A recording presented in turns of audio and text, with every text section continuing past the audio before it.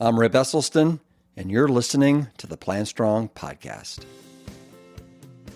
For over 30 years, Robert Cheeke has made a profound impact on the vegan and plant-based lifestyle, both as a champion bodybuilder and a New York Times best-selling author.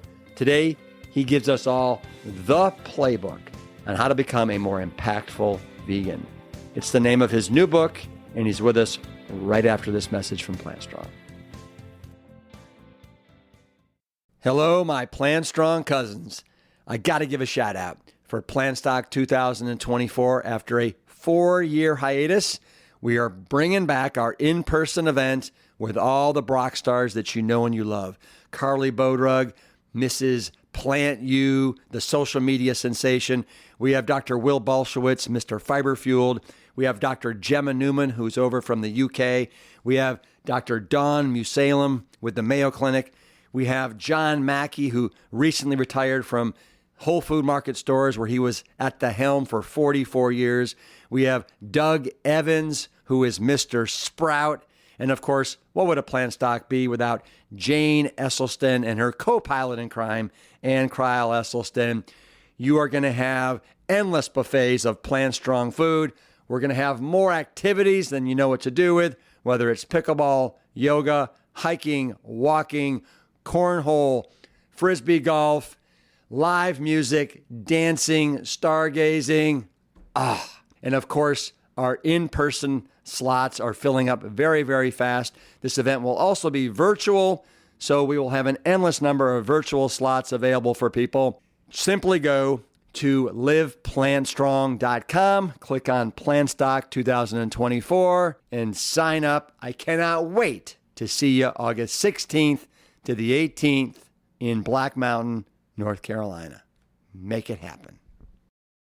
I want to personally invite you to join me and all the other Brock stars for this year's 13th live and in-person PlantStock event outside of Asheville, North Carolina, in the little town of Black Mountain.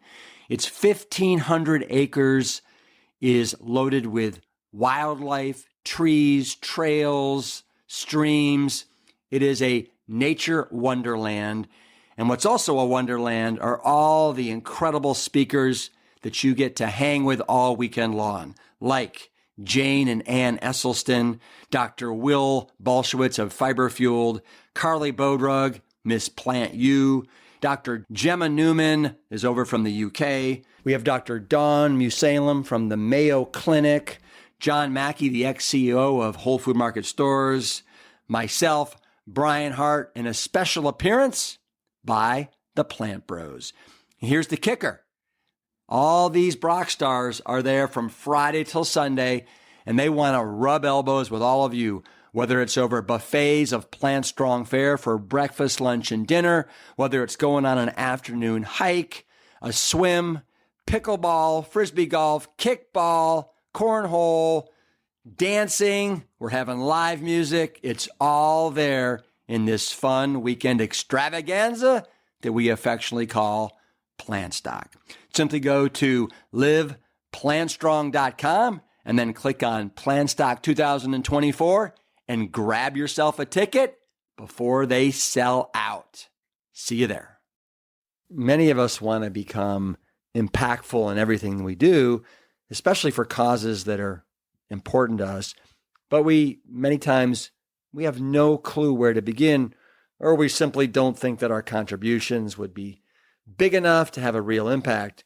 Well, I'm here to tell you that's simply not true, and there are always ways to be more impactful.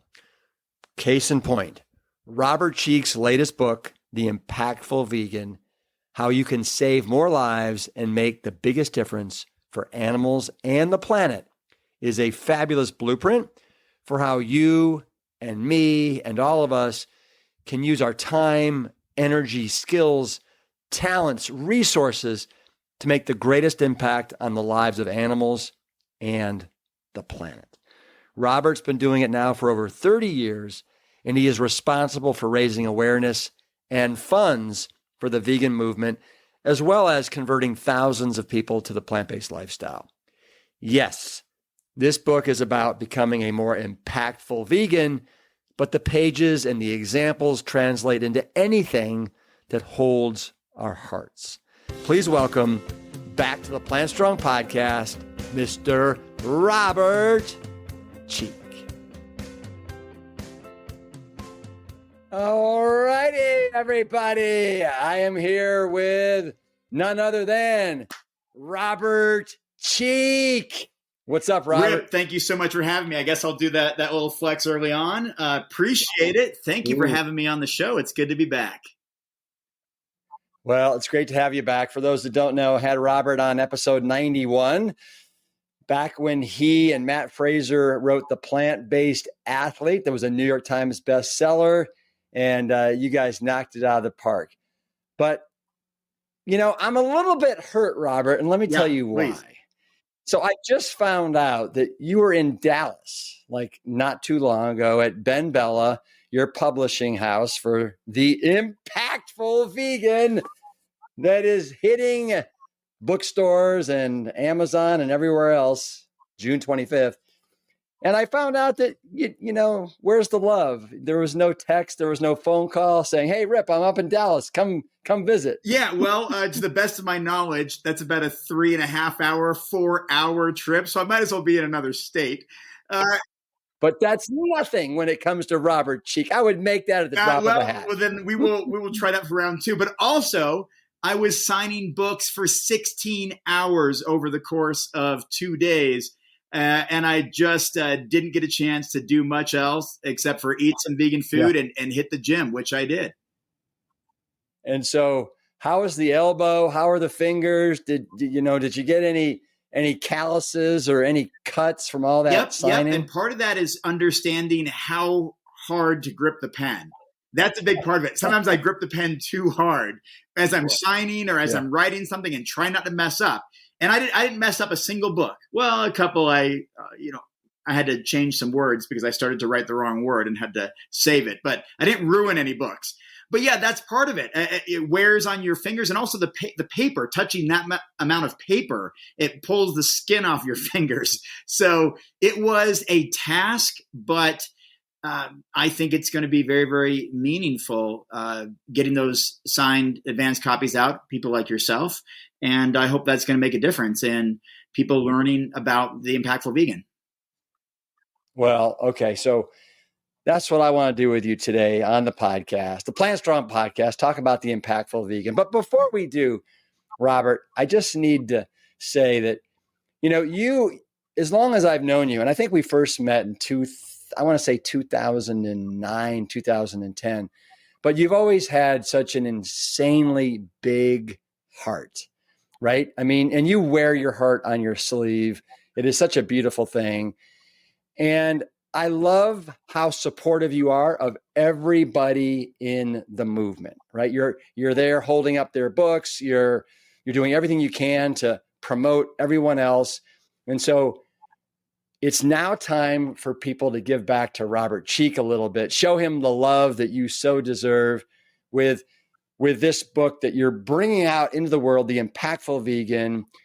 That, I mean, how much time have you spent writing The Impactful Vegan, and why now? Yeah. Well, first of all, thanks for those kind words, Rip. And there's a reason behind it, why I support everybody else. And that's part of being an impactful vegan. That's part of using my skills and my talents and my resources and my network to amplify others. I mean, I don't write cookbooks, so I get behind those who do, like your sister and mom and Carly Bodrug and everybody else, Tony Akamoto, and give them the best opportunity to land on that bestseller list or make a splash or reach the 99%, reach the omnivores, change hearts and minds and menus and meal plans. That's what it's all about. I don't make foods, you know, like you do with Plant Strong Foods, or like Dan does with Blue Zones. So I get behind that, right? I don't make protein powders, but James Wilkes does, and Brendan Brazier did. And I get behind that because that can help displace animal-based foods in the marketplace, consumer packaged goods, vegan restaurants. So that's why I get behind that stuff, because I know I can turn people onto it and I can reduce animal suffering as a result, which leads me to The Impactful Vegan. How long did I spend on it? 2.5 years, and I wrote more than 1,000 pages. We distilled it down into 270 or so. I actually thought it was going to be more like 350, but with the weight and the price and bringing in a fifth editor, we had a team of 5 editors. It was incredible. We really distilled it down into something that's super consumable and palatable and actionable. And I'm grateful for those additional edits. But wow, I've got a backup Word document with something like 600 pages in it, another document, and then 40 pages handwritten that never even made it onto a computer. Maybe it's good material. Who knows? It never even made it to the next step. It was a big project, Rip. Yeah. So let's take a step back on Robert Cheeke's journey. So when and why did you personally become vegan? Wednesday, December 8th, 1995 is the day that I became vegan as an experiment to support my older sister who was vegan and into animal rights. We grew up on a farm. She organized this animal rights week. I was going to fast food restaurants every day. I was eating my favorite food, which was eating chickens. I also liked bacon coming from pigs. And I decided out of respect for my older sister, you know what, I'll be vegan for a week, whatever that means. And on that Wednesday, that fateful day, December 8th, back in the late 1900s, 1995, that was the day it all started. And you know what? You know why, Rip? I grew up on a farm. I raised animals. I used to bottle feed baby calves before getting on the school bus and play with them after school. And then I sold them at the auction at the county fair to be turned into someone else's meal. And when I got exposed to more large-scale, industrialized factory farming, animal testing through videos and through literature and through conversations with people, I decided, you know what, that's not what I want to get behind. That's not what I want to support. I want to spread compassion. I always have. I've always been this effective altruist, but decades before there was a name for it. I've always been an impactful vegan. That's why I got into fitness in the first place, was to combat the number one objection to veganism or a plant-based diet, that you can't get enough protein. So I achieved the American dream and put on 100 pounds. I was 120 pounds when I became vegan. And as you've seen throughout my career, I peaked at 220 pounds as a champion vegan bodybuilder. But it all started as a small kid growing up on a farm and wanting to make a difference in the lives of others. Well, isn't that something? So would you say the primary reason why you decided to get into bodybuilding, why you wrote Vegan Bodybuilding and Fitness, Shred It, even the Plant-Based Athlete, and you're referred to as the godfather of vegan bodybuilding, is it to basically bust that whole stereotype and show people that you can do this, eating plants, you can be vegan and be the manliest man that you can be? Yeah, that's precisely why I did it, Rip. I mean, I was a 5-sport athlete in high school. I'm sure you were similar, involved in all kinds of sports until you found your best ones, swimming or whatever it was. Right. For you. For me, it was long distance running, a far cry from bodybuilding and building muscle. But I was a pretty good runner. I was a decent runner. And so I was a high school athlete wanting to show my other high school friends that I could do this, that I could build my body. I was on the number 1 ranked soccer team in the state of Oregon on the varsity team. I then actually left that, even though we just won the state championship the year before I made the team. I left that team to run on the number 2 ranked cross country team in the state. Mostly just I didn't get along. I didn't fit in as well. I wasn't cool enough to fit in with all the soccer players because they were the most popular people in school. And I ran on the cross country team where my friends were and where a few other fellow vegan athletes were. And we were the number 2 ranked team in the state. I went on to run cross country at Oregon State University for a year. And it was all to show that I could perform at a high level on a plant-based diet to help encourage those around me to reduce their animal product consumption. Now, this was largely, very much like you, Rip, before the internet, or before we had computers at home, or before we really knew what the internet was, and around 95, 96. And then as we got into more of this internet age, 2000, Y2K, 2001, that's when I embraced bodybuilding. And I actually started my website in 2002, veganbodybuilding.com, became a competitive bodybuilder right around that time, 2001, 2002, competed for a decade, won multiple bodybuilding competitions, and ended up on magazine covers, featured in Flex magazine and Natural Bodybuilding and Iron Man magazine, all these very heavy bodybuilding and sports specific magazines, not just the vegan ones. And it was because of that desire. I wanted to reach the masses. That's what I've always tried to do. I failed a lot of times and I've succeeded a few times reaching the general public. And that's why I also wrote The Impactful Vegan, to show other people how to use their own skills and talents to reach the masses as well. Well, you have done such a phenomenal job piecing together this book. And so what I'd love to do for the listener right now is I just want to grab little gems that you talk about from each chapter. And so hopefully what I can do here is kind of serve it up to you, and then we can talk about it. But I think just to get the ball rolling here, Robert, your first chapter, you basically, you throw out this term, effective vegan altruism, which is what inspired you to kind of write The Impactful Vegan.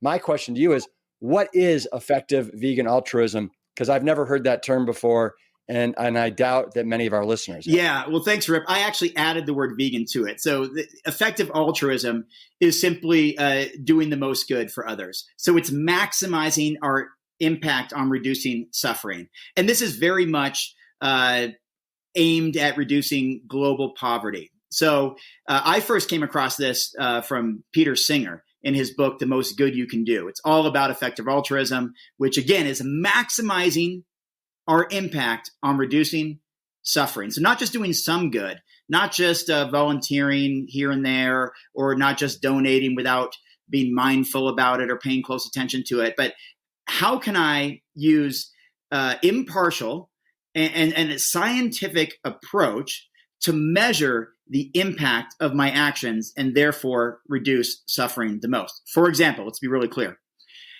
One of the ways Peter Singer and others, William McCaskill, who co-founded Effective Altruism, talk about this is reducing suffering in sub-Saharan Africa, where it's just the scale of suffering is so large, where people may have to walk for 7 miles one way to get clean water and carry it on their head to get back to their family, where people go to bed at night not knowing if they're going to get bit by mosquitoes and contract malaria and die. And so they figure out, how can we help with this? So there's all kinds of ways to donate money to get mosquito bed nets to help prevent people, including children, from getting bit by mosquitoes and dying from malaria. There's ways to get clean water to those who don't have access to it. There's ways to get food to those who are part of the 1 billion people who are starving and don't know where their next meal is going to be. And they contrast all of this, Rip, with contributing to other causes like donating to museums, or the arts or theater, where only affluent people benefit who are already wealthy and have enriched lives, and it's not a life or death situation. Whereas poverty in parts of the world, 16-hour sweatshops in Southeast Asia, it's very common. In fact, just between the countries of, I believe it was Laos, Cambodia, and Vietnam, back in the 90s, 4 million people left. Working on these 16-hour farms out in the hot sun just so they could work in sweatshops in Thailand. I mean, there is suffering that is so much more extensive beyond the comfort of our luxurious lives here in the United States. And so I was really moved by that. You're right that for whatever reason, and I don't know where it comes from, Rip, when you introduced me, you talked about this heart, and I'm not saying that from an ego standpoint. It's like it's instilled in me that I have a moral responsibility to help others. If I am a privileged individual, which I am, a white heterosexual male born in the United States of America, to college-educated parents, raised in one of the safest and best cities in the world, Corvallis, Oregon, I have a moral obligation and responsibility to make someone else's life better. So when I came across effective altruism, which was doing the most good, maximizing our impact, I thought, you know what? I read 3 books on the subject and listened to a bunch of podcasts and such, and realized that, you know what? I want to do the same approach for animals. especially for farmed animals. 99% of animal suffering, actually 99.99% of animal suffering is in the food industry. How can we impact that? How can we change that? How can we maximize our impact on reducing suffering there? And that's what I explored in my 1,000 pages of writing, in my 40 or more interviews with world-renowned experts in veganism, animal rights, environmentalism, business, all kinds of stuff. And that's what we came to with the Impactful Vegan, based on these principles of effective altruism, of maximizing our positive impact. Yeah. Let me ask you this. Based upon all the things that you learned while writing this book that you probably didn't know before you wrote it, who out there, in your opinion, is doing it well? Yeah, that's a great question, Rip. And I learned a lot. This book is not Robert Cheeke's ideas, like Robert's philosophy from his 30 years as a effective vegan altruist and impactful vegan and vegan athlete. There's some of that, of course, but this was learning from Bruce Friedrich, who runs the Good Food Institute, $50 million annual organization that works with governments throughout the world to advance alternative proteins and change the landscape of food production for the future. I learned a lot from Paul Shapiro, the Better Meat Company. I think you're familiar with them. Perhaps you've interviewed him. I'm not totally sure. I think so. But yeah, they're creating replacements through precision fermentation. They're creating replacements for animal-based meat and sparing hundreds of thousands of animal lives. I learned a lot from Vicky Bond. Is that what Ron DeSantis has basically banned, though, in Florida? Is that correct? Yeah, that's the kind of stuff that he's working on, objecting or banning, or I haven't followed in super close detail. Okay. But yeah, it's these alternative proteins, these cultivated meat products, these precision fermentation. But this is, as Paul has said many times, this is the natural evolution of technological advancements. Rip, I know you're out in Texas, but when you go down is it the 35 in Austin or Mopac? Why are you not doing that on horseback? It's not because you care a lot about horses and don't want them on the hot pavement and all this kind of stuff. It's because we invented bicycles and automobiles, and riding horseback for our primary mode of transportation, especially long distances, is obsolete. That's yeah. Point heard. So that's, I mean, Rip, you know this, the American public and the general public at large has communicated to us very clearly that they don't care where their meat comes from. Many of them know it comes from industrialized factory farms. They don't care. And so if their meat comes from precision fermentation, if their meat comes from cultivated meat, as long as it tastes good, it's cheap, and it's convenient, they're going to eat it. And that's what Bruce Friedrich is banking on. That's what many people I wrote about in the book are banking on. So who's doing this well? I think the Good Food Institute is doing it well. I think I was just about to mention Vicky Bond from the Humane League. She's the current president of the Humane League. They're able to spare an individual's life, a chicken's life, for as little as 33 cents. I think that's very impressive. I think they're doing it very, very well. I also think Faunalytics is doing it well. If you're not familiar, Faunalytics is the largest animal,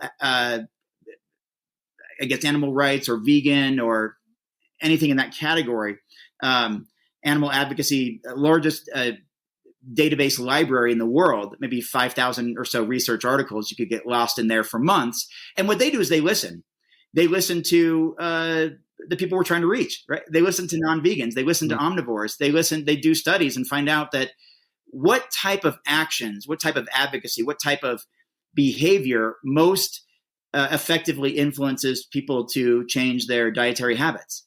I mean, I don't know about your spending habits, Rip, but I'm guessing you don't buy 6 belts per day or 6 wallets per day or 6 pairs of shoes per day, but you sure as heck sit down to eat 6 times per day, 3 standard meals and some snacks and grazing throughout the day. We all do.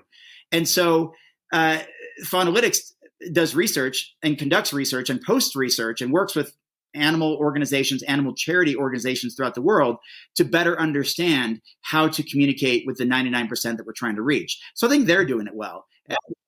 Yeah. So I like hooked on phonics. That's good. Hooked on phonics. We like that.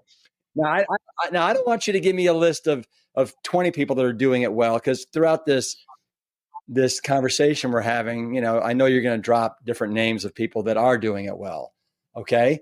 So let's move on to chapter number 2. So you say when you find your why, you find your why, you find your way, which I love. But can you give me an example of that? Yeah. I'm in my 29th year as a vegan athlete. I never forgot why I became vegan in the first place. I sat there in that chair in that auditorium, the Animal Rights Week at my high school, and I watched videos of factory farming, of animal testing, graphic type of footage, as well as liberation, footage of animals getting rescued and all of that. And I decided that's what I want to do with my life. I never forgot why I did that. I found my why. Why am I still in fairly good shape in my mid-40s, still hitting the gym last night for 90 minutes and in the hotel in Dallas yesterday at 6 a.m. before signing books and getting on a flight, and the day before that, and before that in Washington, D.C. at the Animal Rights Conference, the Animal Advocacy Summit, before hitting the all-day conference, getting the gym? Because there's still that objection that vegans can't get enough protein, and it hasn't been put to rest yet, despite my efforts and despite your efforts and other people's efforts. And so I still need to carry that torch. I still need to challenge the status quo. And so I still need to show up day after day. So I know my why. I know what I'm doing. Why do I write books, Rip? Because I'm going to say this with no ego.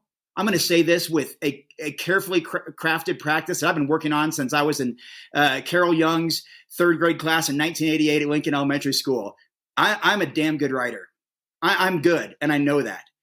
I don't have my own podcast. I don't have my own products. I don't have my own all these other things, whatever it is, TV show, or I'm not musically inclined and all that, because I am a writer and I'm one of the best in the world at it, and that's what I do.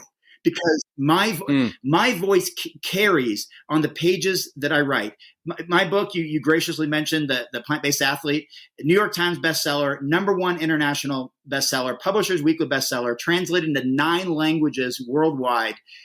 That is what I'm good at. That's my why. I found out at an early age where my talent lies. I think, like you, I'm very lucky to have a very talented father. My father, animal science professor at Oregon State University for more than 30 years. He wrote, I think, 15 textbooks or more on various subjects involving animal agriculture. I got some of that DNA to be a good writer from him. Sure did. And that's what I do. And I used to travel around the country. That's when I first met you 15 years ago, when you invited me to speak at Whole Foods Market. And I was sleeping in my car, traveling in my little Prius all over the country, hanging out outside a warehouse or parked in a parking lot at 24 Hour Fitness so I could use the bathroom, brush my teeth before reclining the seat and lying down there to go to rest. Because I knew, I connected the dots 15, 20 years ago, Rip. I knew I was going to be a best-selling author. I wrote about it in my journal back in the 90s. I described precisely what happened 15 years later, like even insane details that were very kind of eerie. Yeah. What would you say? What would you say to somebody that's out there that is trying to find their why and doesn't know what their why is, that will help them find their way, especially when it comes to finding, maybe a piece of their heart that they didn't know was there, that will allow them to become a impactful vegan? What makes you smile the biggest? What makes you, I don't want to be cliche here, but get out of bed in the morning excited to start your day. But let's get more nuanced. What warms your heart? I was in the gym last night listening to Shankar Vedantam, the Hidden Brain podcast, and I just had a genuine smile because the attitude, the episode was about gratitude, and I'm just sitting there doing lat pull downs with a giant grin on my face, hearing someone else's story about gratitude, and that moves me. That gets me going. I was able to help someone out yesterday or 2 days ago, wherever it was, in Texas, who was a little bit down on their luck and needed some money for food. That warms me because I know I'm helping them. So find what that why is for you. Maybe you love maybe you love numbers and you love math and you love data, or maybe you love music or you love art or you love this whatever craft it is. And if you don't know, Rip, ask some people around you, like for their observations about you, like what they think that you get most excited about, what they think that you are best at, and what they think that you love, because their observations might even be more accurate than your own. Yeah. Sometimes others know as much or more about us than we do. Yeah. That's interesting. And one of the people you talk about in the book is Plant-Based on a Budget, Tony Akamoto, who I've had on the podcast, and how I think you're like, she found her why, and that really led her down the path. Oh yeah, absolutely. I mean, she worked for nonprofit animal rights organizations. She worked for animal sanctuaries. And she found her niche in there with Plant-Based on a Budget, making plant-based food accessible and affordable and teaching people in creative ways and amassing a following of, I think across all platforms, between 1 and 2 million people. She found a way to make a living at it. She found a way to turn this hobby into a career. And most importantly, she was able to reach a lot of people. She was able to inspire a lot of people who don't identify as vegans or plant-based, but they found inspiration from that. And so what she did was she found her why of wanting to make a difference in the lives of animals. And you can do that, Rip. You could do that volunteering at a sanctuary. That's great. You can do that creating a consumer product good, some sort of plant-based ice cream, let's say, perhaps. You could do that in many, many ways. She decided to create intellectual property, a blog about it, and then expanded that to writing books, very, very popular cookbooks that are available in bookstores throughout the world. And that was also because she never forgot her why. It was her creation, her craft is an extension of her desire to help others. And I think I'm not just saying this. I'm saying it because you're right in front of me right now, because it's an example. I think that's why you changed Engine 2 in Austin, Texas to be PLANTSTRONG, because you cared about your buddy's cholesterol levels and his health and his family and your other fellow firefighters, or else you wouldn't have done that, right? You wouldn't have taken the time or effort. You'd say, okay, you do you, I'm going to do me, best of luck with it. But you said, no, I know my why. And I'm guessing you got a lot of that from your parents. I know my why. I know my commitment to improving the health of people around me, and therefore improving the planet at large, improving the healthcare system, improving the lives of animals, including improving the environment and crops and land. But it started with knowing your why. And I think that naturally extended to creating food products and all of those types of things to reach a community. I believe there is altruistic reasons behind that. And so, you're an example too, but thank you for highlighting Tony. She's doing great work, as are so many others in our movement who really understand their why quite well. Yeah. So I want to move on to chapter 3, where you talk about basically using your strengths to help others. And I want to read this passage that you have. And it's actually a quote by Carrie McCarthy that I find to be really powerful. This is how you start out the chapter. Just being vegan is so useful in terms of society, because when you exercise that muscle of empathy towards a voiceless group, animals, it means that every time you sit down to eat a meal, you're forcing yourself to look beyond your own selfish wants out to the bigger picture. And as the wider world emerges to you, you can see that it's something worth your attention and something connected to what you do. Right on. Yeah. Yeah. Good stuff. Yeah, I love that. And Rip, I created something called the Strong V. This is something that I think is perhaps one of the biggest foundations of the whole book, along with the undertones and underpinnings of effective altruism, or as I call it, effective vegan altruism, working to maximize our reduction of animal suffering. Strong V is just, I'll explain what it is in a moment. It is foundational, Rip. If you can identify these things, you can change the world around you. Let me tell you what I mean. I came up with this acronym Strong V to leverage our skills, talents, resources, other strengths, network, generosity, and volunteering to maximize our impact on others. Let me give you some examples of Strong V, Rip. I don't have a lot of money. In fact, I'm often unemployed contractor. I've sold a lot of books, and I do my touring and all that, but I just don't have, I'm not really built for the world of business. That's just not who I am. But within snapping of my fingers, I was able to raise $100,000 for the Game Changers, for example, because of my network, which is part of, that's the fifth letter in Strong V, because I'm connected with some celebrity friends, some wealthy people that I know. And within literally 30 seconds, send an email. Here's a little bit about the Game Changers back when they were still raising money, even before James Cameron put in his money. Yeah, I brought in 100,000 because of my network. Same thing. Years later, still in the same situation where I don't have a lot of money, but I was invited to this gala event at this animal sanctuary that I'm quite fond of. Not just because they're local, not just because I have a bias towards them, but because I understand the great work that they do. Sometimes, Rip, getting 5,000 people in the general public to attend their farm in a single day for a fall festival or spring festival, interact with the animals, make donations, all that kind of stuff. So I could barely afford the $150 tickets for this gala event for me and my wife to go. But I wanted to go, so we did. But what I did before I went was I sent out a few emails. Didn't take me very long. And I requested for product donations for their silent auctions. Full-size tubs of protein powder and food and apparel and supplements and nutrition and coaching services and all that. And I contributed literally thousands and thousands of dollars to their fundraising when I didn't have it in my own wallet, but I had it within my network, within my resources, within my community, my connections.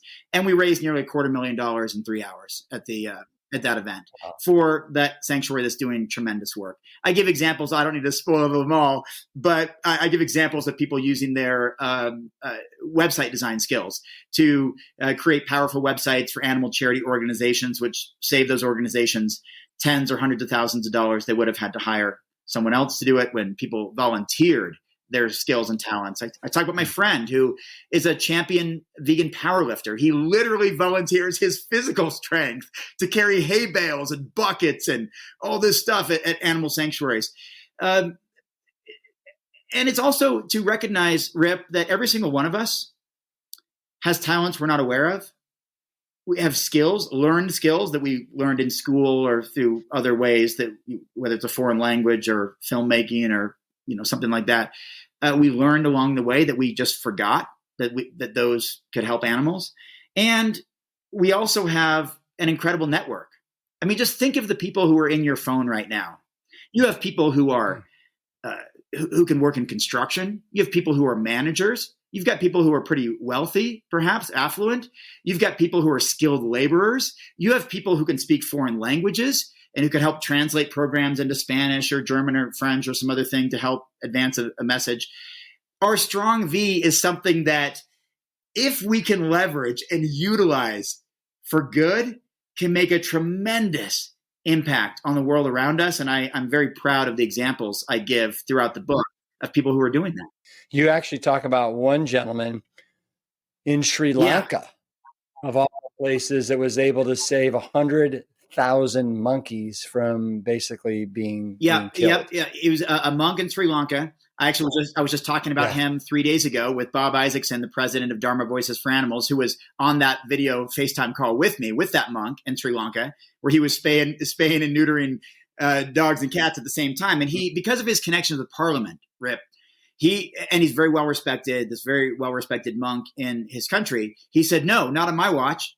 We are not sending those 100,000 primates to China to be experimented on, which is where they were headed. They were headed to animal experiment laboratories. And he said, no, not on my watch. And he prevented that. Many of us can do that. I mentioned a bunch of politicians. In fact, I was just with Dennis Kucinich, who ran for president twice. I was with him just a few days ago, and his wife, Elizabeth. Yeah, he used to be the mayor of Ohio or Cleveland. Yeah, he's been a U.S. representative for decades, I think, and ran for president in 2004 and 2008. And he's running for U.S. House of Representatives again, as I believe, from what his wife just told me. Yeah. But there's other people too, whether it's Cory Booker or Dr. Amish Shah, who I just saw also in Washington, D.C. less than a week ago, who's passed the strongest laws protecting animals in the history of the state of Arizona. to many others. I don't want to spoil it, but there's others in the book too, where these are connections that if we use that leverage to help animals, we can do tremendous good. And so I'm very pleased to be able to provide those examples of Strong V for people to find out what your own strengths and talents are and how you can best utilize those for good. Yeah. Yeah.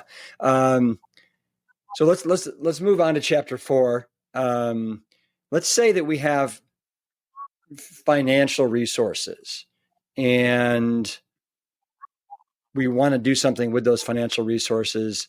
What are there any, like, how do we determine what charities do the best kind of work? Is there a way to audit and look at the data that charities are doing so that we know we're putting our money to a place that is being impactful? Yeah, absolutely, Rip. And luckily, there have been organizations that have already done the legwork. They've already determined that.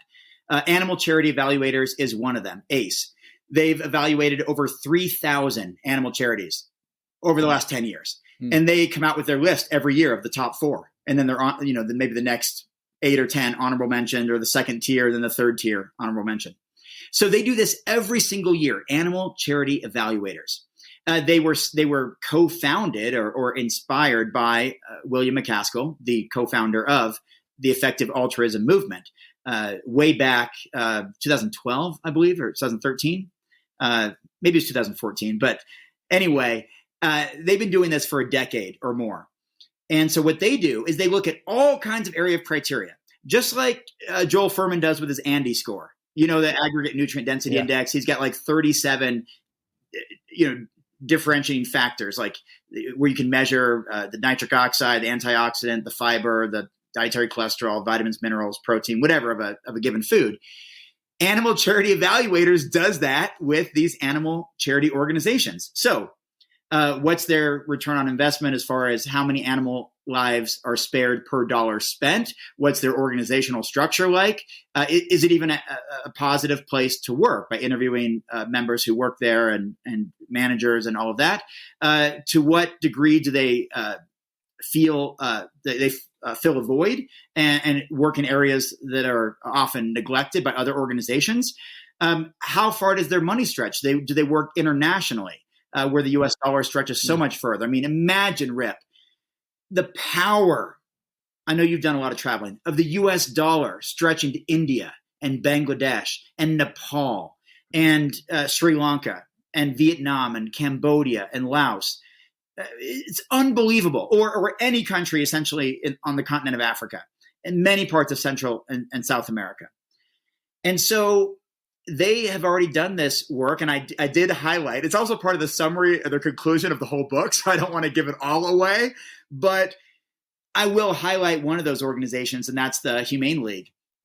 They're doing some incredible work because, look at the cover of my book, Rip. We chose a hen on purpose. It takes about 150 to 200 individual animal lives, chicken lives, to create the same amount of edible meat as one cow. So almost 200 lives to one. And chickens are often overlooked. We don't care about them as much as we do dogs or cats or horses or even other animals, perhaps like goats.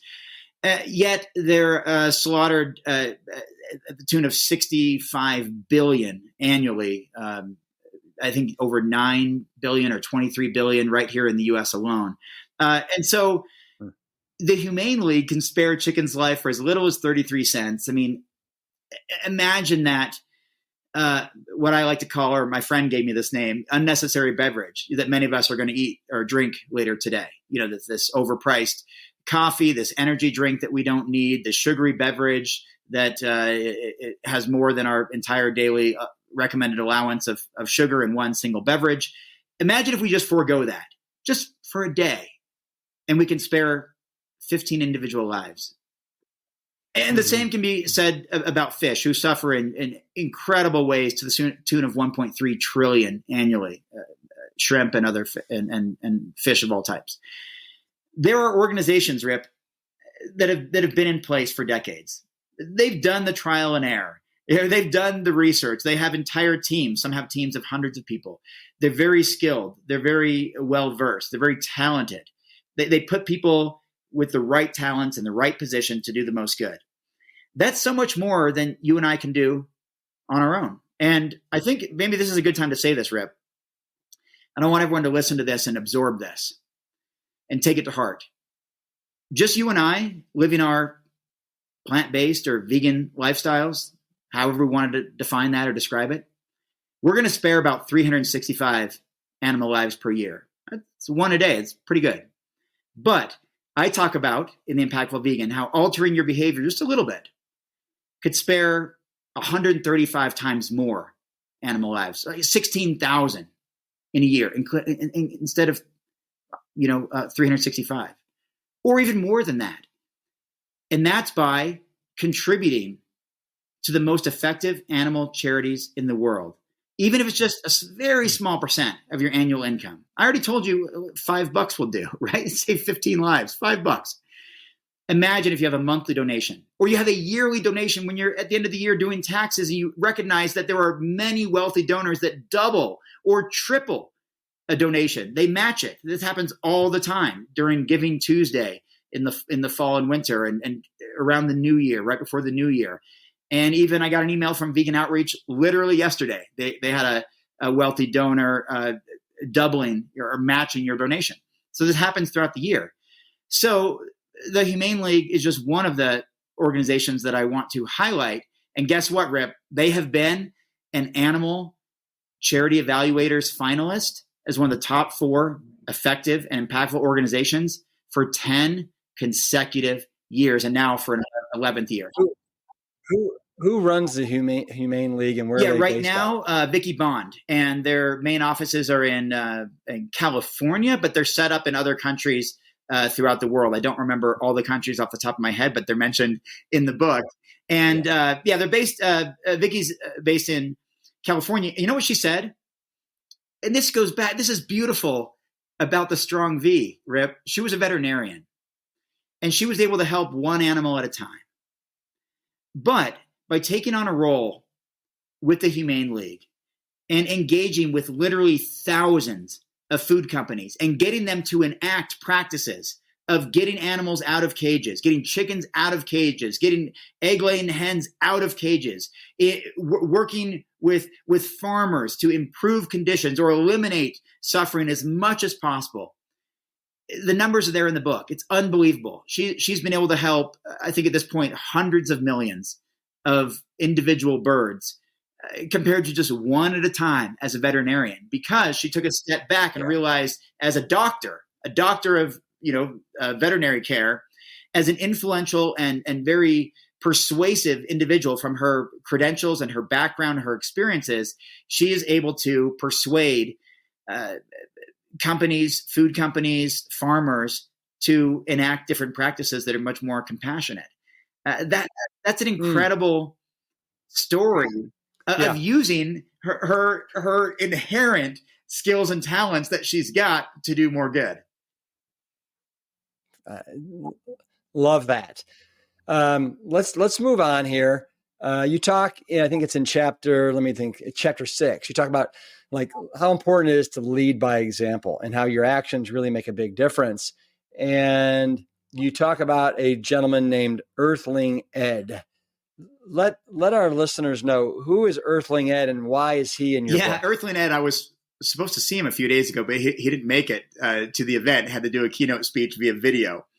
Earthling Ed is probably, he's considered the most powerful voice in kind of the vegan advocacy area right now. As far as vegan activists, he has a very calm and persuasive voice about very logically and reasonably adopting the tenets of veganism and living a more compassionate life.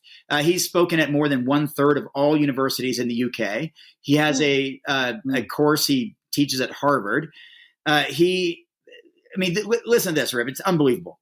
He has opened up multiple restaurants in the UK, in 2 different cities, in London and in Brighton, I believe.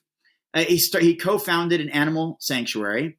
He's written 2 best-selling books. One is called This Is Vegan Propaganda, and the other one is How to Argue with a Meat Eater and Win Every Time. He has started a podcast. He has his hands in all kinds of things. He's an award-winning documentary filmmaker, a keynote speaker around the world. And you ready for this? He's 29 years old. He has done so much in such a short time. And you know why it started?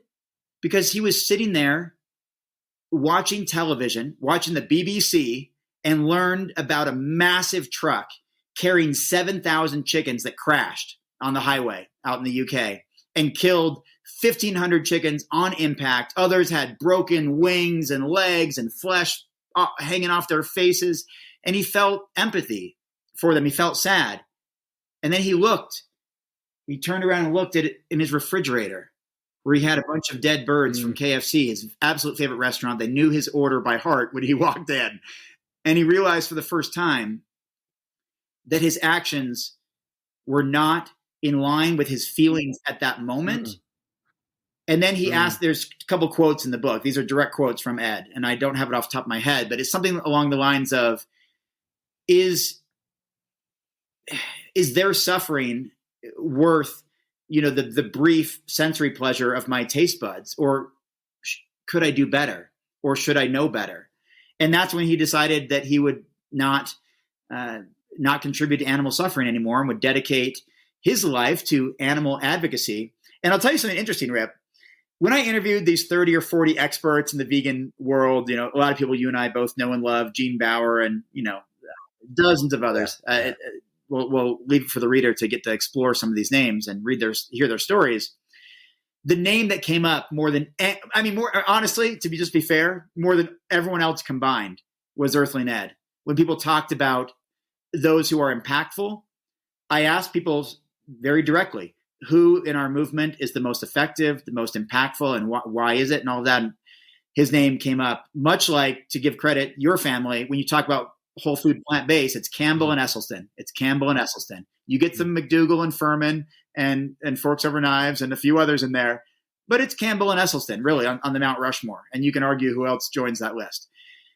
Gregor, Barnard, rock, paper, scissors at this point. But Campbell and Esselstyn are not. They're not moving from Mount Rushmore. They're there. They're there. They're not going anywhere. They're historically going to be there. Ornish, perhaps.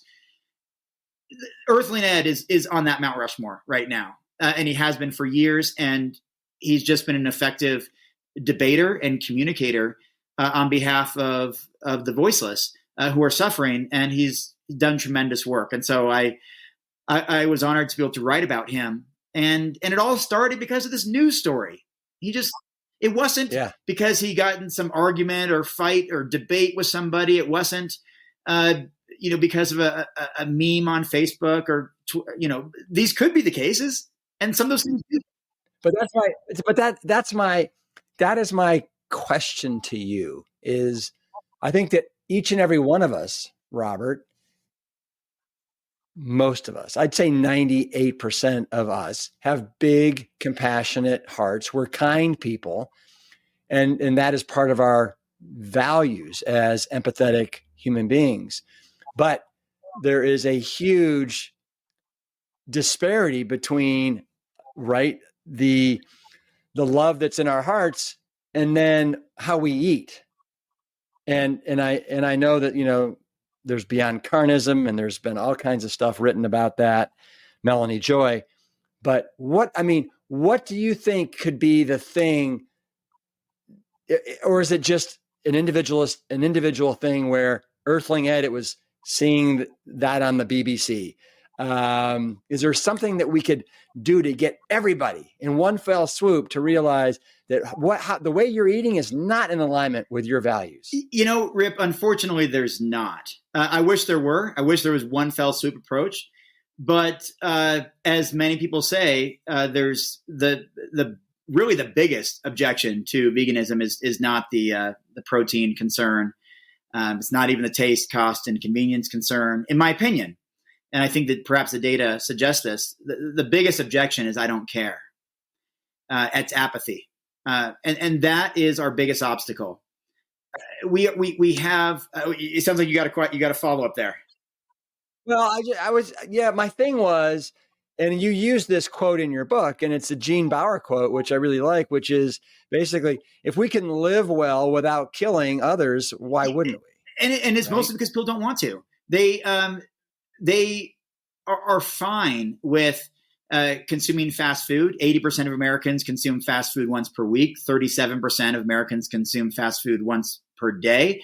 20% of Americans regularly consume a meal in their car, which again is indicative to typically fast food. I disagree with the notion, very famous quote, I think I mentioned in the book too, that if, I mean, maybe I stand alone here, I'm not sure, but I don't think so. I disagree with the quote that says, if slaughterhouses had glass walls, we would all be vegetarian. I'm just not so sure, because I think most people do know what it takes for a burger to be turned in, going from a cow to this edible thing here. And I think apathy is our biggest obstacle. Now, there are some approaches, and Faunalytics does a great job of explaining which approaches are good and better than others. So, for example, Rip, news stories and positive social media posts are more effective than disruptive protests, for example, because disruptive protests tend to turn people away. The 99% we're trying to reach. It's very empowering for those who are doing it, right? I'm a voice for the voiceless. I'm fighting for animals. I'm a liberator. I get that. It's almost self-serving. Like, I am doing my part and I feel empowered by doing that. But how does that impact the 99%? I even wrote this down. I don't know where it is now. I wrote something down that I think is there it is. Is the important question to answer. It states this, Rip. I put on a little Post-it note. It says, what actions help inspire omnivores to change their eating habits? I think that's what we have to answer. And so it's news stories, according to the data. It's 30-day challenges like Veganuary, where people are immersed into something and they get support. I mean, you have this too with your challenges. These the data suggests these are effective. These are even more effective. They're more effective than celebrities, because celebrities are never early adopters. They wait to determine what their audience is cares about before they take a stand on something. Billboards, obviously, not all that effective. You don't. Have you ever been driving down I-35, Rip, and you see a billboard and you're like, you know what?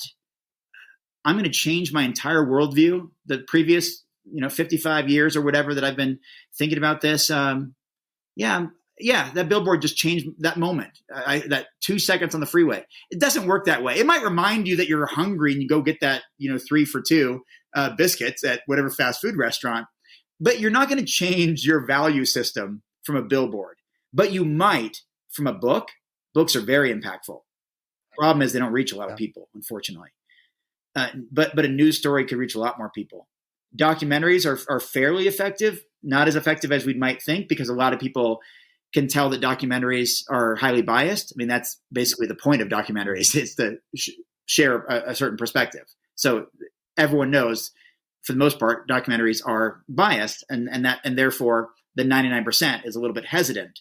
Whereas a book could very well be biased as well, but it just comes across as more independently minded or authoritative on a particular subject. So I wish there was one fell swoop, Rip, but there really isn't right now. And it mostly comes down to eventually changing taste, cost, and convenience of food. Yeah. Yeah. Well, speaking of taste, cost, and convenience of food, you have the vegan career and, conscious capitalism for better business. And you have examples like Next Level Burger and Greener by Default. You mentioned Chef AJ. Why a chapter on the vegan career? I mean, I love it, but expand on why that made one of the chapters. Rip, I think this is going to be the chapter that maybe raises the most eyebrows. It was a fun one to write because of, I think, partly my own experience and observations. I failed as an entrepreneur for 20 years, a budding entrepreneur, a attempted entrepreneur, a wannabe or a wannapreneur, I guess they're called. I was a wannapreneur, but I was terrible at it. Rip, I'm probably the worst when it comes to entrepreneurship. Maybe the worst. You know what? Don't feel bad. It is not for everyone. Oh, and that's what I wrote about. I'm maybe the worst you've ever met. And the reason for that is because of these 3 words: know thyself. Know thyself. Mm-hmm. I have no interest, and this is nothing against those who do, but I have no interest in profits and profit margins and all this kind of stuff and making products, even though I know the strength of the more resources you have, the more good you can do. I'm just not built that way. I give everything away. I mean, you saw me when I was going on tour with all my vegan bodybuilding t-shirts and my self-published books. I just gave it away. I wanted to get the message out there. That is a horrible approach for an entrepreneur trying to build a sustainable business. It does not work. And I've tried for 20 years. I've tried working under various entrepreneurs, and I just didn't fit in. I'm one contract after another with companies, and it just doesn't work for me because I'm so inclined to just give everything away and introduce products to people who are currently consuming animals. And I know this can displace animals in their diet. And I know how that impacts supply and demand. I know how that impacts shelf space in a store. And the more popular an item is at Costco or Whole Foods or Kroger or Albertsons or the neighborhood store or airports. And so, I'm not built for it. And so it was fun for me to write that it's important for people to know that before you decide to, you're all inspired, I'm going to go out and start my own vegan business or even my own animal sanctuary. Understand that 82% of first-time entrepreneurs are going to fail. Right out of the bat, 8 out of 9 of you, or out of 10 people, 8 or 9 of you are going to fail. Or out of 100, 82 of you, you're just not going to make it. The odds are dramatically stacked against you. And as it works in any kind of business, within the first year, 10% close down. The first 5 years, 50% are gone, right? 15 years, 75% are gone. And after that, it gets worse. That is just so people have a realistic approach. I mean, how many times have you met someone or even felt this way yourself, where maybe you watch a documentary, you go visit an animal sanctuary, and you say, man, I want to start my own. I want to go start my own. That is one of the worst things you could do. And I love even if that little 3-second quote gets out there on the internet. Why? What's the context? Well, for starters, 82% are going to fail just off the bat. And most people don't know what they're getting themselves into. I talk to many farm animal sanctuary operators, founders, presidents, whatever, managers. And you're not, at an animal sanctuary, you're not housing and feeding animals. You're raising funds 24/7. You're watching animals die all the time because of natural causes or because of their injuries or conditions that brought them into the farm in the first place. You say goodbye to holidays, say goodbye to travel. You can't. It's not all doom and gloom. Yes, it's very hard to start a business. You have to have the right temperament. You have to have the right skills, you have talents, the right mentality. You have to be able to hire and fire people. You have to be able to manage people. You have to be able to make difficult decisions. You have to be able to take loans perhaps or partner with non-vegans and take their capital and use it. And you've got to, share responsibilities and all that. But as I wrote about, there's success stories, whether that's Next Level Burger or I guess Chef AJ, who created her own individual entrepreneurship through her using her skills and talents to host a show and put on events and workshops and conferences and write books and all of that stuff. She did. You know what? She really did do a great job utilizing all of her skills and her strengths to be an advocate for everything, that veganism stands for. What about Happy Cow? Did you talk to the Happy Cow people at all? And that app? I wrote about them briefly. I know Eric Brent. I've known him for 10 or 15 years. I thought about that, but Rip, there were 5 finalized, fully edited chapters that got cut from the book. And then, plus the hundreds of pages that never made it to a finalized chapter. there was more about Happy Cow. There was more about all kinds of vegan companies and individuals. There are interviews that never made it into the book.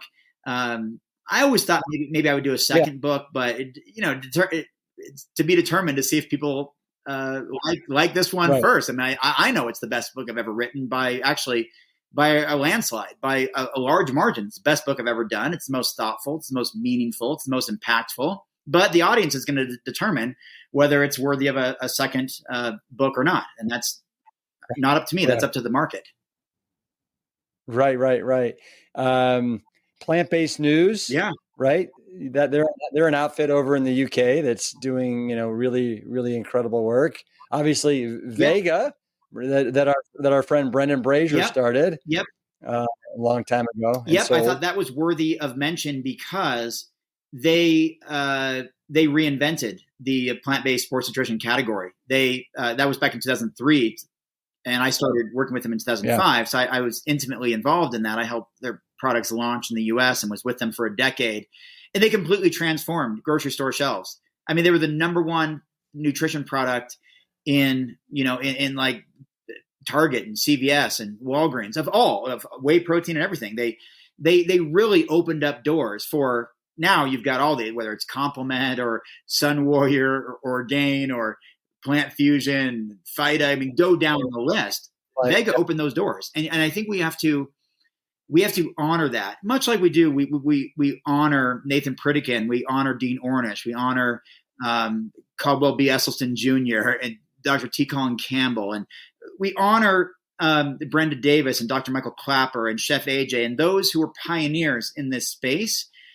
And I think it was important to tell that story. And of course, Plant-Based News is, I was with their co-founder, Robbie Lockey, 3 days ago. And he just flew back, I think, to the UK, and he just wrote me this morning that said he's loving the book. I mean, he read parts of it, but now he has his own signed copy and can really dive in on a long flight. And he says, just loving it. And, that's what I hoped. And there are some great companies. And let me just finish on this topic with this, Rip. The punchline was that, and there's some great questions. I love the opening of that vegan career chapter, which gives you literally an entire page of questions to answer. Is there really a need for you to, create a new product? Is there, how does it differentiate between what's already on the market? How can you use what's the current success stories on the market to, predict your own success? What void do you fill? The punchline is, or can you use your skills and talents to join an entity that's already in existence, since we know that 8 or 9 out of 10 are going to fail anyway, that are brand new startups? Don't start your own animal sanctuary. Go join one that is already thriving and add your talents to that. Yeah, there you go. Right there, vegan career. And Pinky Cole, I just signed a book for her yesterday, or 2 days ago. And she shared a story on Instagram that I posted. She shared that last night. So anyway, Rip, there's hope for a vegan career. You just have to be very, very specific and deliberate and have the right temperament in order to make it happen. Let's talk about reaching the right audience. You have a whole chapter on reaching the right audience, whether it's young, whether it's Black, whether different demographics. What would you like to say about that? First, I'd like to say that you are not your audience. It's a quote I got from Tobias Leinart from his book that's in 10 languages. It's something about creating a vegan world, something like that. Sorry, Tobias, for getting the the exact name misplaced, although I do have the book sitting around here somewhere. But understand that you are not your audience. It is important, because sometimes we say, hey, this worked for me. Come on, Rip. I was inspired by black and white videos back in the late 1900s to stop contributing to animal experimentation. That's not going to work for everybody. Just because it worked on you, it's not going to work for most people. And that's where we have to listen. We have to observe. We have to understand the statistics, the data, the demographics, and the evidence. So I spell it out in the book. I'll give a few spoilers here. Who buys most food for a family? The man. It's women. Women are buying Sure. 80% of groceries for a household. Most of us know that. But that should be top of mind. Women make 70 to 80% of the meals. They buy over 80%, and then they prepare over 70% of the meals for an entire household.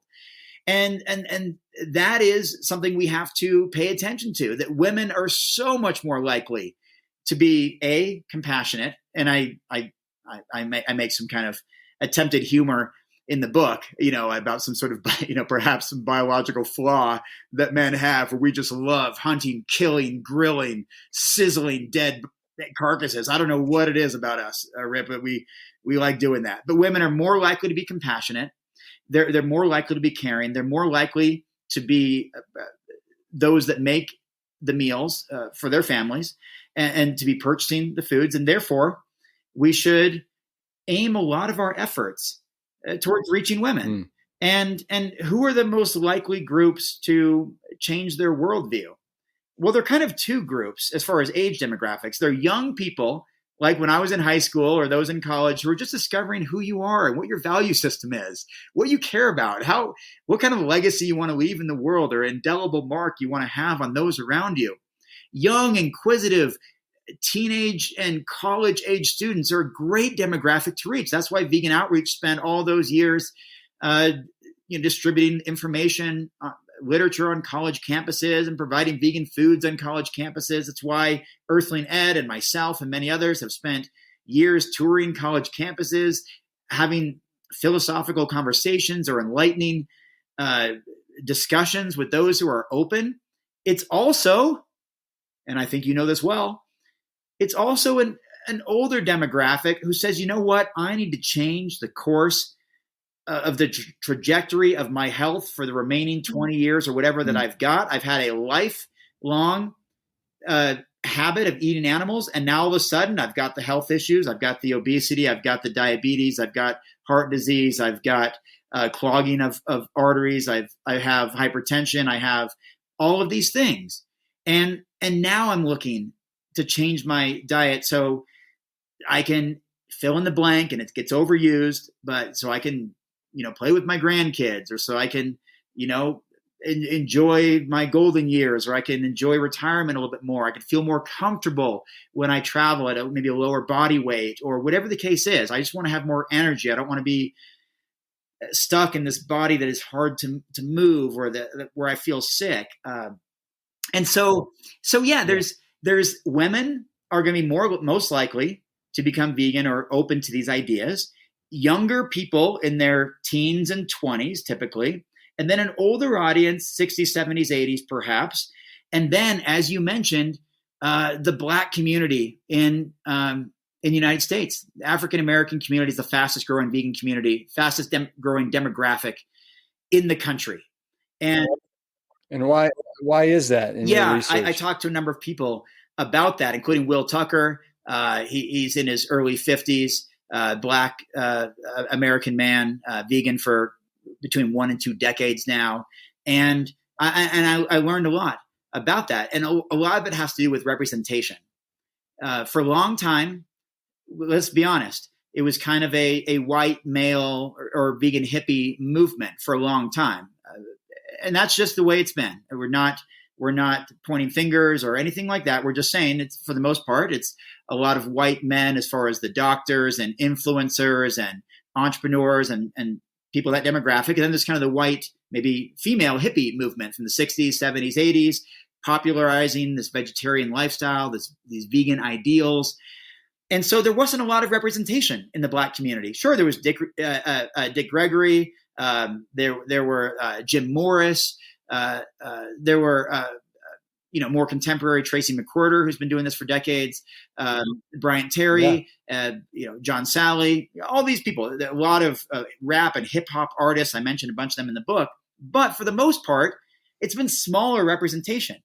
But now, when you look at the most popular vegan festivals in the world, or at least in America, many of them are put on by people of color.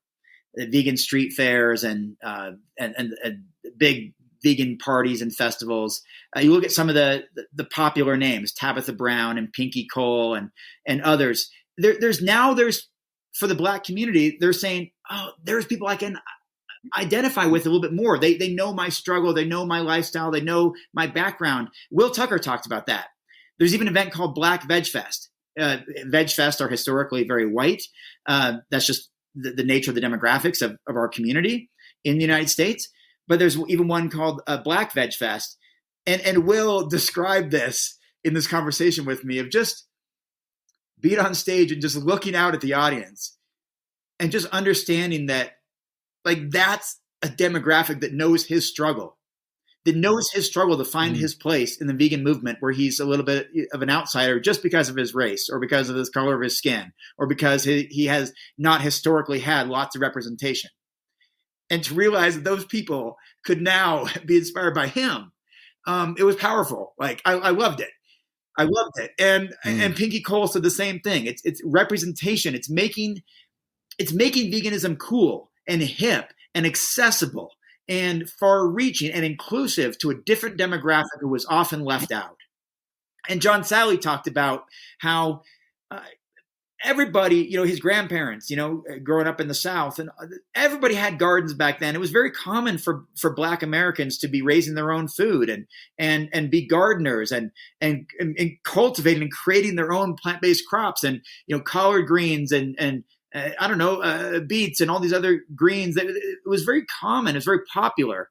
And now we're just kind of getting back to our roots, so to speak. And the Black vegan community is on the rise, largely because of representation, because of influential people in the movement who are entrepreneurs or musicians or artists or authors or television hosts or people who reach a wide audience, and it welcomes other people who can just identify with them a little bit easier just based on their cultural heritage and their background and even how they feel in their own skin with someone who looks like them. Representation I don't think can be overlooked. I think it's very important. And so that's part of what's growing the vegan community within the Black community. And I think it's a beautiful thing. And it's so exciting to see these very successful entrepreneurs like Pinky Cole and Tabitha Brown as just two standout people that I wrote about in the book that are really taking veganism into the next stratosphere. And it's lovely to see. Yeah. Let's wrap this up with the last chapter, which is so great. You talk about don't let, the perfection be the enemy of the good, and choose your hard, which I love. Choose your hard, right? Because it's so true. So like maybe for starters, I think everybody knows, what don't let perfect be the enemy of the good. A lot of times that can set us up for failure, especially when it comes to eating this way, right? And if you cheat, it's like, oh, I can't do it. I'm going to throw in the towel, right? But what do you mean when you say that in regards to being an impactful vegan? What I mean by that, Rip, is that for years, and I'm actually talking, and I'm kind of embarrassed to admit, it's probably a couple decades or more, I was obsessed with being the perfect vegan. I went through times where I couldn't eat at a restaurant like Chipotle or a place that makes burritos if the person wearing gloves had just touched some cheese or something else and was touching my food. I wouldn't eat it. Even if I had to pay for it, I'd give it to someone else. I couldn't sit in a car that had leather seats. I was just too uncomfortable doing so. I would be difficult at a lot of restaurants if there was cross-contamination, which does not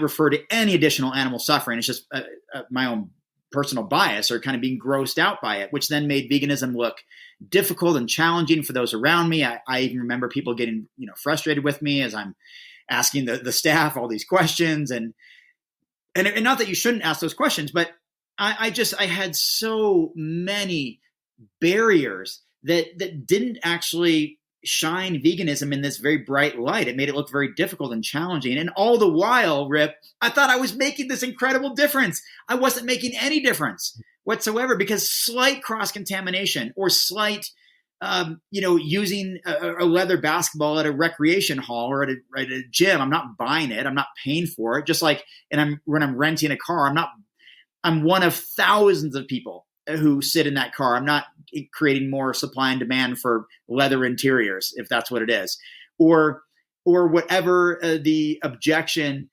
is. I have this entire section about it where, again, I try to bring some humor back into it in that particular section about, don't sweat the small stuff. It's the big picture stuff that matters. Don't sweat the small stuff. If your pillows have feathers in them at a certain hotel, like, you don't need to haul your pillow from home with you.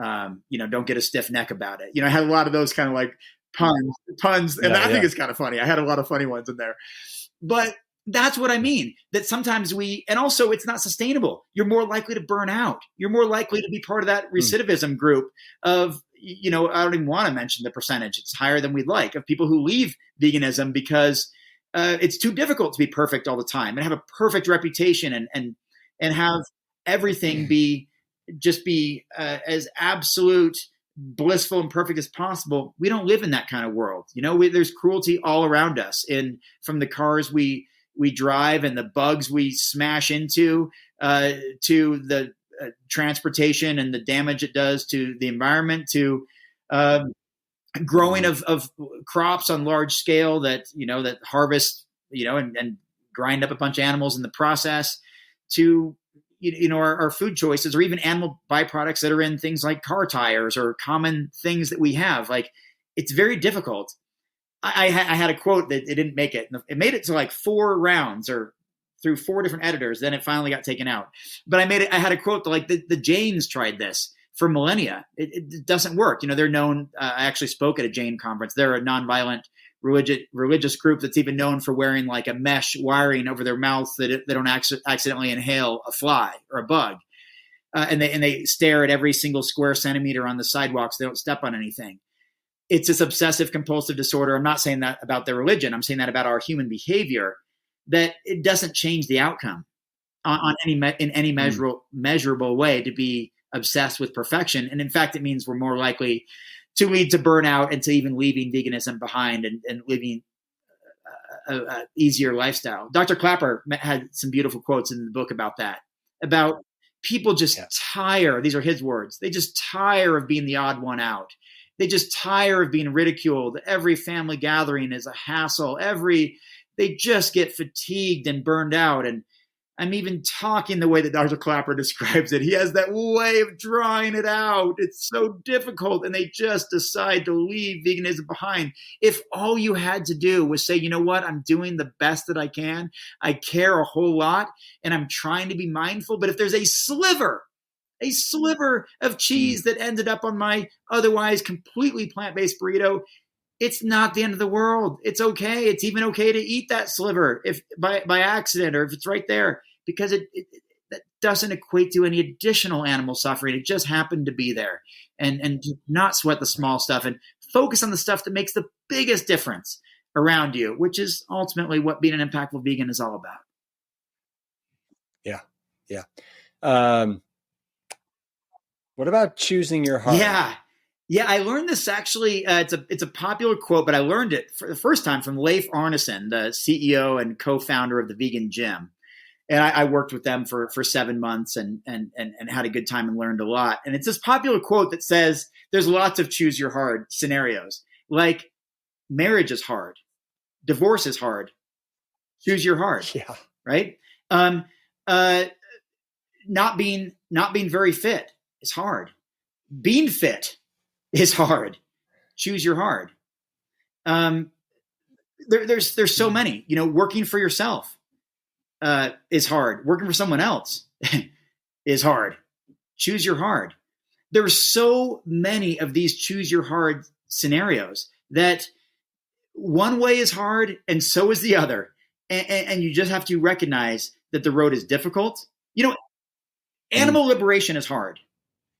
And doing nothing is also hard because of what you have to absorb in your own self-reflection of that you're contributing to something perhaps bad by not doing something. Yet the pursuit of animal liberation is also very, very hard and painful. But are you just going to sit on the fence, or are you going to do something about it? That's hard. Being trust me, I've been there. more times than I'd like. Being broke is hard. Being financially responsible is also hard. Choose your hard. And I chose to not be fiscally or financially responsible. It was too difficult for me to wrap my head around it. And I had to deal with the hard reality of being broke and not having resources. And so that really resonated with me, this whole choose your hard message. And man, Rip, writing a book is hard, but not telling the story was also hard. And so I chose to do it, even though it's long nights, long days right here in this basement, just sitting down here by myself, just trying to get through it. But every day we have the opportunity to choose our hard. We take one path instead of the other. And every day we have that privilege and that opportunity.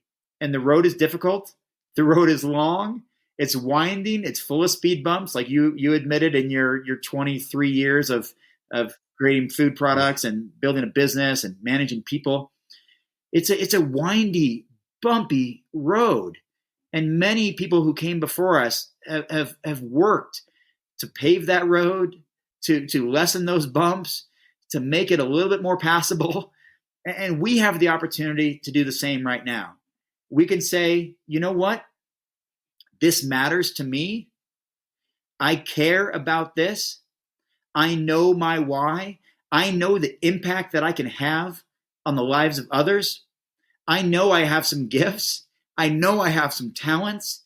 I know if I deploy those gifts and talents and skills in the right way, that I can save lives, human and non-human animal alike. And I have the opportunity every day that I wake up to choose my heart. The 1,440 minutes I have every day, I'm going to dedicate some of those to making hard decisions that are going to benefit the lives of others. And that's what I'm committed to doing. And that's ultimately what being an impactful vegan is answering that call where there's billions of lives at stake. There's very real suffering just outside the borders of the comforts that we live in right now, just outside the comforts of our own lifestyle. There's an untold amount of suffering that's happening that's out of sight and out of mind. I'm just asking people to bring that into your consciousness, bring that into your awareness, and to let that linger and marinate in your heart and in your mind, and have that be your fuel to determine what actions you take for others, and let that motivate and inspire you to do something. And the Impactful Vegan shows you how to do the best things to help others. Yeah. Thank you for that, Robert. In keeping with your big, magnanimous heart, with every sale of a book, you're going to be giving a vegan meal to a hungry child in a developing world. Why'd you decide to do it? I love it, but why did you decide to do that? Yeah, I met Paul Rodney Turner, the founder of Food for Life Global, which is now Food Yoga International, I believe. They just changed their name like literally a few weeks ago. But it was Food for Life Global for 40 years, so I'll refer to it as it's mentioned in the book. And what they do is Paul co-founded it more than 40 years ago. He's also a guy, big heart, big desire to help others. And what they do is they provide grants to people and organizations and groups in 65 developing countries, and provide them the financial resources to create plant-based meals that are in that cuisine that's native to that area of the world. If it's in Kenya, it'll be different. If it's in Colombia, it'd be different. If it's in India versus Morocco, and all down the line. And so they're able, through these grants that are typically anywhere from only $500 to $20,000, because of, as I mentioned earlier, how far the US dollar stretches in these developing parts of the world, they can create entire vegan meals, hearty vegan meals for starving children who might otherwise not eat that day. They can create that meal for less than 50 cents per meal. They already, I mean, this is just astounding. They provide 1 million vegan meals per day, and they've already they've already dispensed something like 8.7 billion plant-based meals over the last 40 years to those who are hungry in the developing world. And so it's a way to help animals. It's a way to help humans. It's a way to help believe in something positive and provide aid for those who need it. And it's something that I'm committed to doing, even as someone who doesn't have a lot of my own money. I set aside the proceeds from this book, The Impactful Vegan, to contribute to actually 5 organizations, which makes the book itself a form of utility and a form of effective vegan altruism in and of itself. And Food for Life Global is just one of those organizations. The rest are listed in the conclusion of the book. And so you find out where I've decided, after all this work on this book and learning from all these different people, where I've decided to allocate the proceeds of the book to go in the most impactful way. But thank you for asking about my relationship with Food for Life Global and why I care about doing that. The Impactful Vegan. Oh, there she blows right here. I'm going to show it as soon as that thing. Well, that's going to be up there for a while. There you are. Yeah, there it is. We're both got it. There. Impactful Vegan, how you can save more lives and make the biggest difference for animals and the planet. Robert Cheeke. Robert, thank you so much for joining me on the Plant Strong podcast. Everybody, find it in your heart to be the most impactful vegan that you can be. You got nothing to lose and everything to gain. And Robert, thanks for giving us the roadmap. Thank you, Rip. I appreciate the opportunity, the platform, and I want to thank you for everything that you do. You are an impactful vegan with your actions, with your words, with your connections, and with your audience, and with your platform like this, where you invite people like me to come on and talk about this topic. So I'm grateful for you, and I thank you for all you do for others. All right. Robert Cheeke, give me a virtual fist bump on the way out. Plant strong, my man. Boom. All right. See you down the road. Thanks, Rip. Robert's heart and authenticity shine through. Robert has supported this movement for over 3 decades, so let's do our part and support him in his latest book release.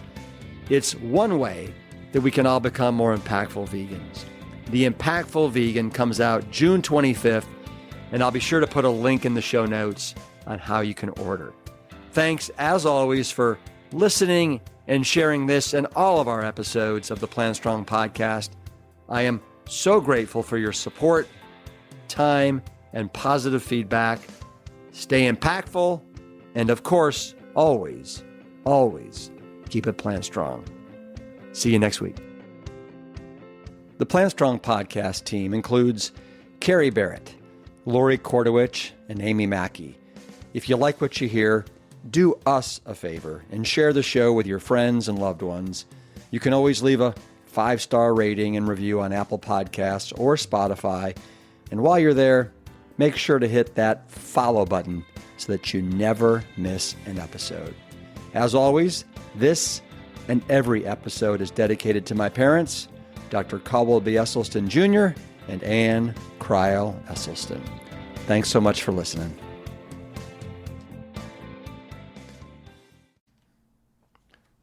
Back in February of this year, we invited you, our wonderful, enthusiastic community, to be part of the Plant Strong Test Kitchen and provide us with feedback around our all-new burger mixes.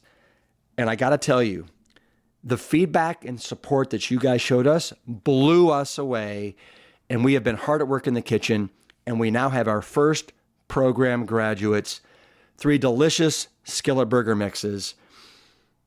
We're going to be launching them into the universe so you can stock up ahead of Memorial Day weekend. You can check them out at plantstrong.com. The 3 flavors are black bean, portobello mushroom, and our all-new sweet curry. Once mixed with 6 to 7 ounces of water or broth, the dough may be pan-fried, air-fried, or baked to a crispy, aromatic, rich golden brown. These mixes, they take the hard work out of making healthy burgers at home and yield quality results.